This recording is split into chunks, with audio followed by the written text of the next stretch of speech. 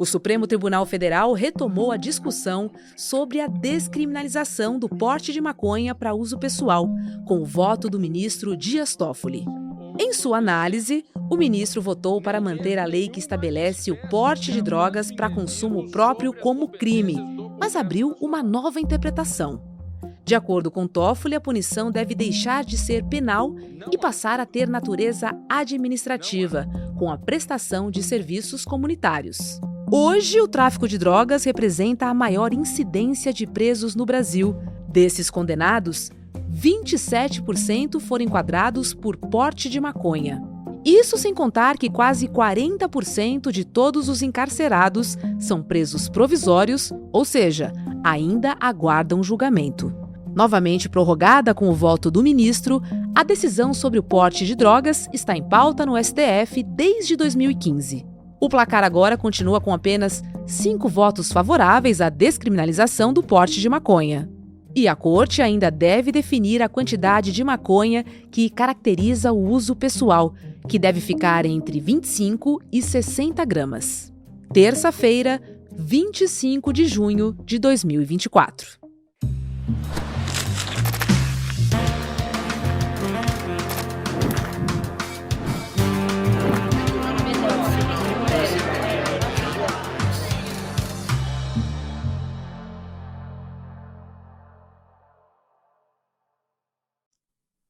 Olá, seja muito bem-vindo, seja muito bem-vinda. Eu sou a Roberta Garcia e este é o videocast Em Detalhes.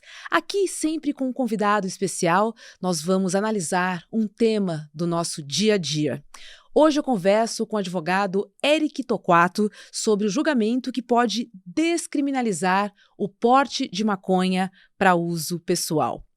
Oi, Eric. Bom, havia uma expectativa, de que seria formada a maioria, com o voto do ministro Dias Toffoli, e que o placar seria, então, 6-3, principalmente com o começo do voto dele. Mas o que a gente viu foi um belo 5-4, O que aconteceu, Ele abriu uma nova interpretação. Queria que você explicasse um pouquinho para a gente, porque ficou confuso. Pelo menos para mim, ficou bem embolado de entender.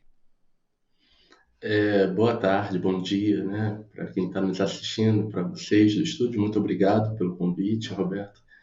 De fato, para quem acompanhou a primeira parte do voto do Toffoli, ele caminhava no sentido de reconhecer a inconstitucionalidade do artigo 28, até porque ele faz um apanhado histórico e relembra, que a origem da criminalização dos usuários tem raízes históricas racistas no nosso país, no sentido de domesticação, de controle e de perseguição da população negra, na perseguição do fumo de Angola, como ele mesmo citou, do pito do pango, da capoeira, do samba. Então, para quem ouviu das palavras dele essa releitura histórica da criminalização, ficou muito entusiasmado e surpreso, porque pela primeira vez a Corte estava reconhecendo o caráter racial da criminalização.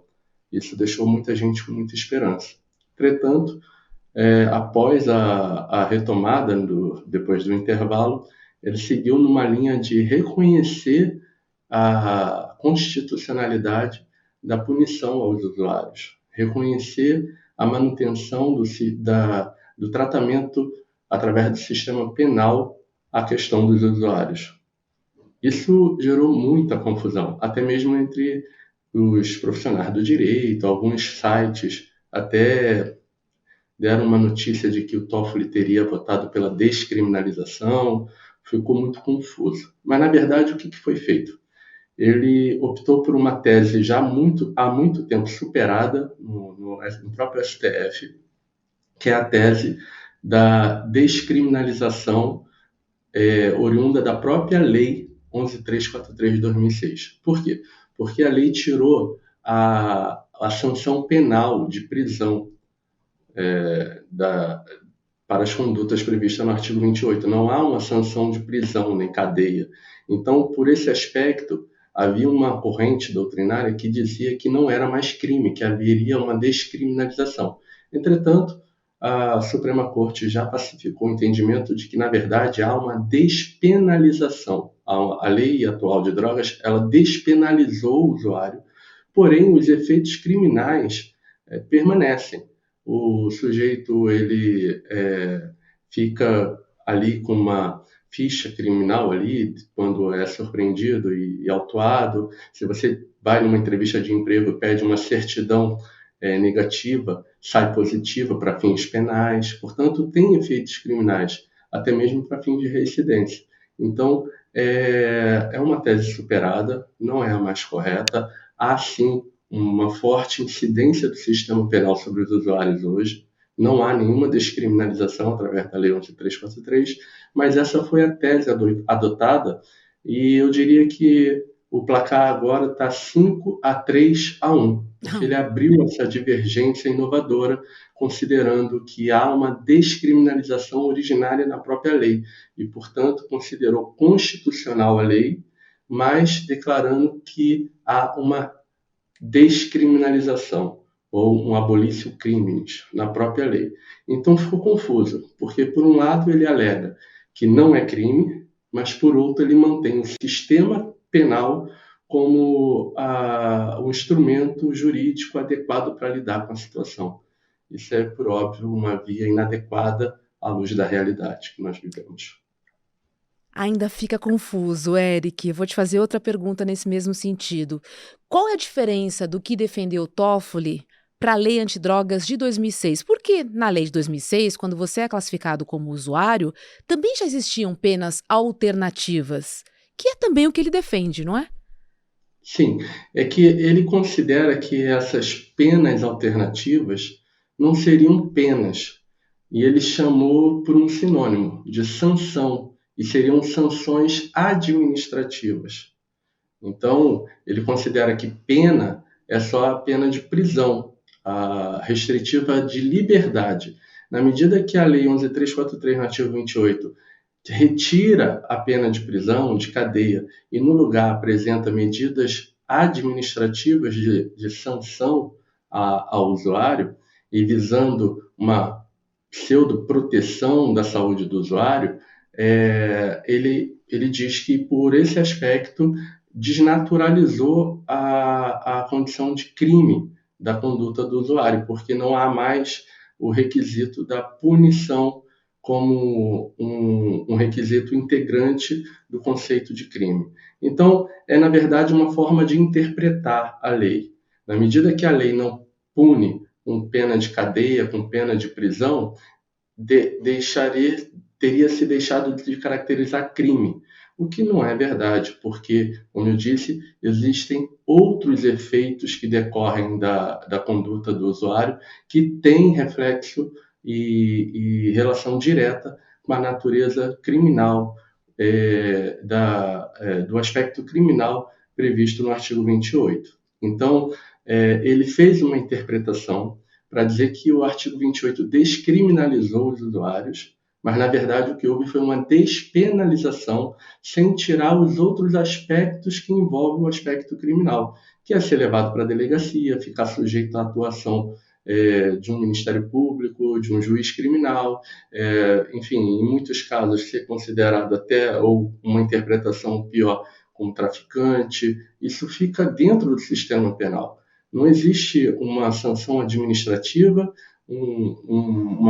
uma sanção de proteção operada pelo sistema penal. Teria que estar em outro campo do direito. Se está dentro da lógica penalizante, se está dentro do sistema punitivo, dentro do sistema de justiça criminal, tem sim reflexos penais e não houve, portanto, a descriminalização, apenas uma despenalização, o que, por óbvio, na prática se mostrou ineficiente, porque a partir de 2006 para cá, a população carcerária mais que triplicou no Brasil e, segundo o último dado, até por pesquisas desenvolvidas pelo ISER, Instituto de Pesquisa do Rio de Janeiro, inclusive, mostrou-se que mais de 30% da população carcerária está diretamente envolvida a delitos previstos na Lei de Drogas. Então, é sim e principalmente no aumento da população carcerária feminina, a lei de drogas, então, ela influencia em mais de 70% do aumento. Portanto, é uma lei com reflexos penais, teóricos e práticos. Érica, ainda faltam 2 votos, né? Carmen Lúcia e também Luiz Fux. Qual é a sua expectativa para a retomada do julgamento, prevista para hoje, terça-feira? Bom, a minha expectativa é que o julgamento se conclua.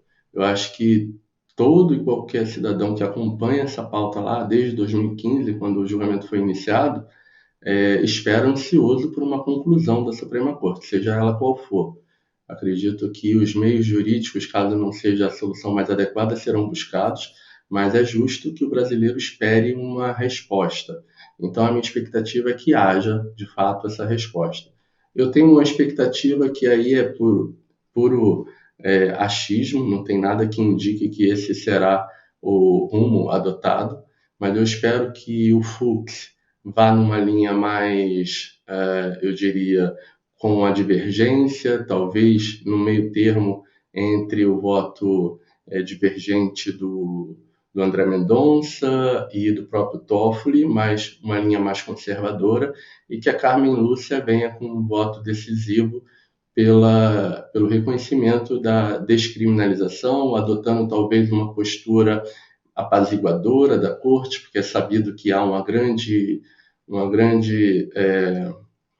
rixa de ego entre os poderes. Eu acho que eu poderia classificar assim, entre o legislativo e o judiciário, mas acredito que o voto da Carmen Lúcia vai no sentido de dar maior garantia aos usuários, maior segurança jurídica à sociedade, talvez reconhecendo um meio termo entre os parâmetros objetivos de diferenciação de usuário de traficante e talvez com uma recomendação ao Congresso Nacional que regulamente o tema. Supondo então por esse placar, né, a favor da descriminalização do porte de maconha para uso pessoal, como é que esse resultado impactaria o judiciário brasileiro, falando principalmente em instâncias inferiores, hein, Eric? Eu acredito que, primeiro, haveria a necessidade de modular os efeitos da decisão. Não vai ser de um dia para o outro. Na quarta-feira, por exemplo, a gente não vai ter uma grande mudança no nosso país. O STF ainda vai ter que publicar uma modulação dos efeitos, isso provavelmente levará um tempo, para justamente lidar com a realidade jurídica. Então, há muitos processos que estão parados, esperando uma definição. Então, a partir do momento que houver essa definição, esses processos serão impactados, seja para fins de reconhecimento do crime de tráfico ou para fins de reconhecimento do porte para consumo próprio. Acredito que haverá também um grande movimento de revisão criminal daqueles que estão cumprindo pena e que, por acaso, se enquadrarão na diferenciação estabelecida pelo Supremo de critério objetivo. Então, pessoas que estão respondendo por tráfico, por terem sido presas com determinada quantidade que se encaixa ali no critério de presunção de uso, poderão recorrer ao sistema judicial para rever essa condenação e, sobretudo, um pouco de segurança jurídica na medida que um critério objetivo terá sido traçado. Porque hoje o que acontece é, de fato, uma seletividade penal muito grande na figura sobre o usuário, que recai sobre o usuário. E essa seletividade penal ela está diretamente ligada a fatores estigmatizantes, criminalizantes, como a condição social, a cor da pele, o grau de escolaridade, o poder aquisitivo, o local em que o flagrante ocorreu. E isso não é direito penal, isso é racismo, isso é classismo, isso é qualquer coisa, menos direito. Portanto, eu acredito que estabelecer critérios objetivos não responde a todos os problemas sociais que nós vivemos na nossa sociedade, mas já dá um bom avanço no cenário atual. E é bom também lembrar que eu, por exemplo, sou um militante antigo da Marcha da Maconha, luto pela reforma da política de drogas, mas não desconheço o impacto negativo que a circulação de drogas nocivas ao homem causam na sociedade e nos indivíduos que apresentam um uso problemático. A questão é, a resposta que o Estado dá a esse problema social não está adequada. Tratar um problema que, obviamente, é uma questão de saúde pública, dentro da lógica criminal, não resolve a situação. Então, não é verdade que quem luta por uma nova política de drogas quer liberar geral. Pelo contrário, acreditamos que liberado é como está. Hoje você vê crianças nas duas pontas, vendendo e comprando. É inadmissível que crianças tenham acesso a substâncias nocivas e perigosas. Mas, do jeito que está um Estado abrindo mão da cadeia produtiva e distribuição de substâncias ilícitas, fica sem regra, crianças são cooptadas, sem falar que o sistema de justiça criminal acaba sendo um grande RH do crime, porque quando um jovem é detido numa apreensão, ele é levado para uma casa de recuperação, de cuidado, e lá ele é obrigado a dizer de qual facção ele é. E se não é de nenhuma facção, ele é obrigado a escolher. Portanto, é a primeira inserção no mundo do crime. Aquele jovem que está sendo retirado da rua, que em tese deveria ser cuidado, já é inserido numa lógica de facção, já se torna um faccionado. Assim é com o réu primário que vai parar numa cadeia, num presídio. Uma pessoa que é pega vendendo para amigos na faculdade, que não tem nenhuma vinculação com o tráfico organizado, ao ser preso e responder uma pena de prisão em regime fechado, ele obrigatoriamente precisa optar por uma facção, para ter segurança, para ter proteção, para ter um lugar melhor para dormir, para não apanhar. E ao optar por uma facção, ele já se torna um faccionado e sai de lá integrando uma organização criminosa. Portanto, a solução que está sendo dada para o problema social, que é de saúde, está gerando um problema social ainda pior de segurança, sem falar do efeito colateral da repressão armada e violenta, sobretudo nas áreas mais periféricas. Então, por todos os ângulos que se olhem, a política está equivocada, é necessário discutir com razão e equilíbrio, ponderar todos os interesses para chegar a uma solução mais democrática. A gente falou sobre saúde pública, né? E eu queria entender com você como é que a descriminalização, né, do porte de maconha para o uso pessoal poderia afetar a saúde pública, porque a gente tendo uma clara definição de quem é traficante para quem é usuário, isso estaria diretamente relacionado a novas políticas de saúde, porque a gente teria dados acurados. Porque a gente tem hoje é um chute, na verdade, né? Porque a gente não tem definição sobre a quantidade que define um usuário, quem é traficante. A gente não consegue nem combater essa questão de saúde pública, né? Com dados incertos. Verdade. É curioso, porque sempre que o debate sobre a lei de drogas está em voga, a gente sempre se depara com o argumento da saúde pública. Mas o conceito de saúde pública, nesse aspecto, ele, na minha opinião, ele deveria ser considerado, mas não como um preponderante, como principal. Porque se a gente levar em consideração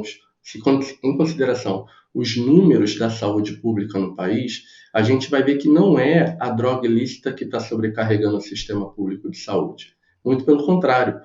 Em alguns casos, a gente percebe que há uma incidência de causas de adoecimento muito mais ligadas a substâncias lícitas, seja o consumo desenfreado de açúcar, de sal, de gordura, de álcool, tabaco. Então, a gente percebe que a lógica da criminalização para promover a saúde pública, ela não encontra uma correspondência positiva quando a gente se depara com os dados da saúde pública. Mas é óbvio que é uma questão de saúde pública e merece ser pensada por esse enfoque.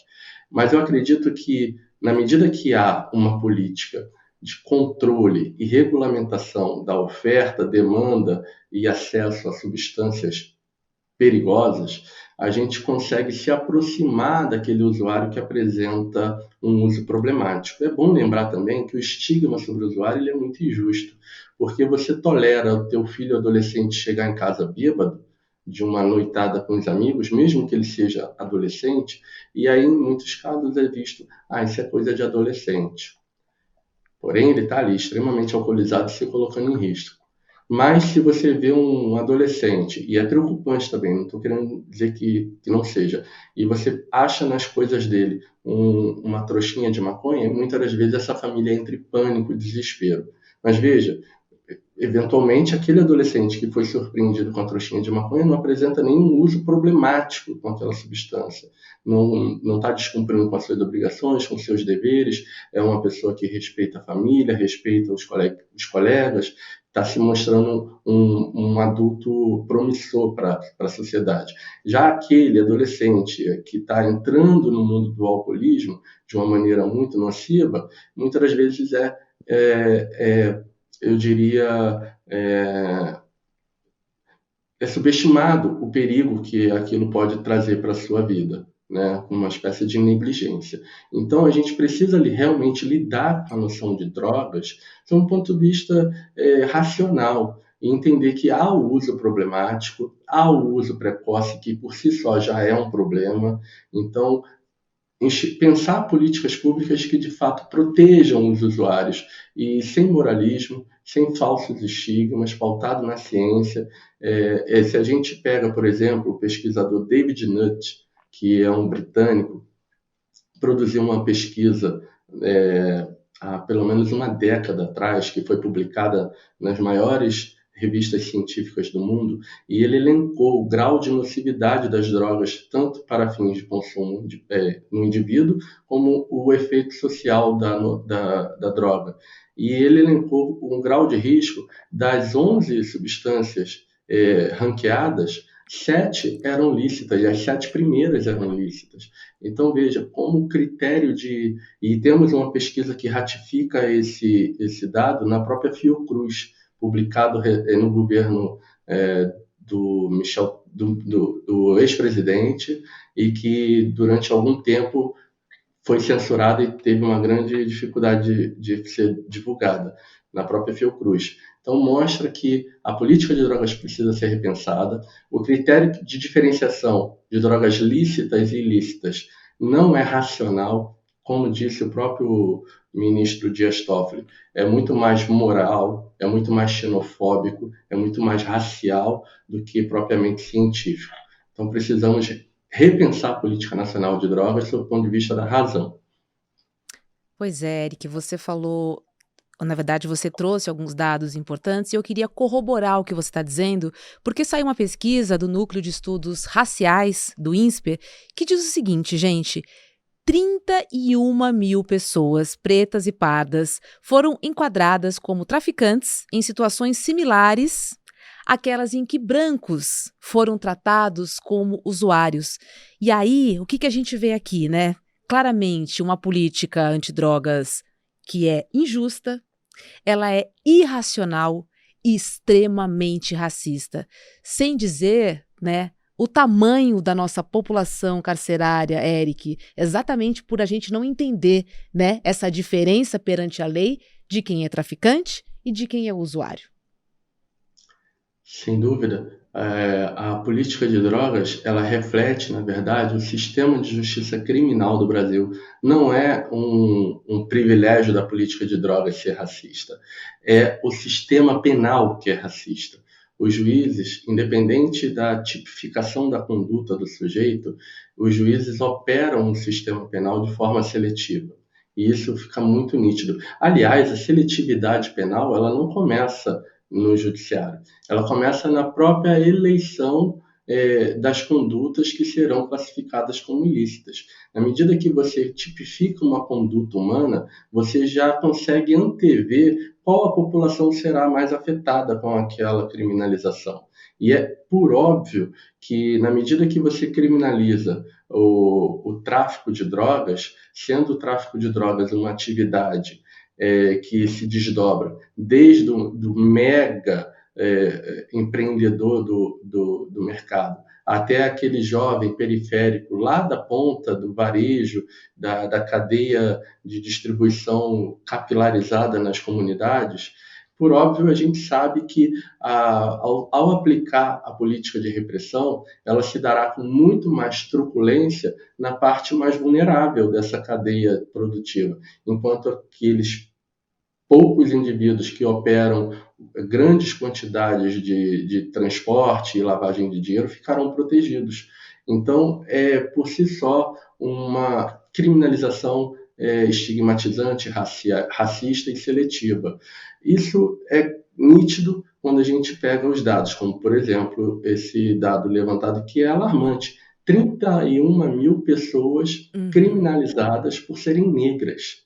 Isso, por si só, já deveria ser um motivo bastante e suficiente para o Brasil parar e falar não mais preso por porte de substância, não mais presos por questões de drogas. Precisamos dar uma solução. E veja que quando a gente quer, a gente resolve o problema. Há bem pouco tempo atrás, a gente sabia que jogos de azar era criminalizado. Hoje estamos acostumados com as plataformas digitais de apostas. E Eric, vamos falar um pouquinho sobre economia, porque esse é um assunto que também interessa muito, né, em relação a implicações mesmo econômicas se a gente tiver a descriminalização, né, da maconha para uso pessoal. Claramente o que a gente vê, pelo menos para mim, é diminuição da população carcerária, né? Assim, falando agora de implicações econômicas, né? O que mais você enxerga? Olha, a possibilidade do Brasil ter um ganho de arrecadação. O Uhum. Brasil é, sem sombra de dúvida, o país que consome mais maconha no mundo. É o maior público consumidor de maconha no mundo, o maior mercado consumidor de maconha no mundo. Mas também somos um país com alto potencial produtivo de maconha. E a maconha, para além do consumo como forma de entorpecente, ela tem inúmeras aplicabilidades. A gente sabe do potencial terapêutico, medicinal, a gente sabe da aplicabilidade na indústria têxtil e de fibras e de óleos, a gente sabe da aplicabilidade na questão ambiental, como uma planta de regeneração ambiental do solo, e dentre outras que a cada dia que passa os estudos revelam o potencial de inovação que essa planta tem, desde a utilização de fibra até a utilização alimentícia ou na indústria farmacêutica, de cosmético.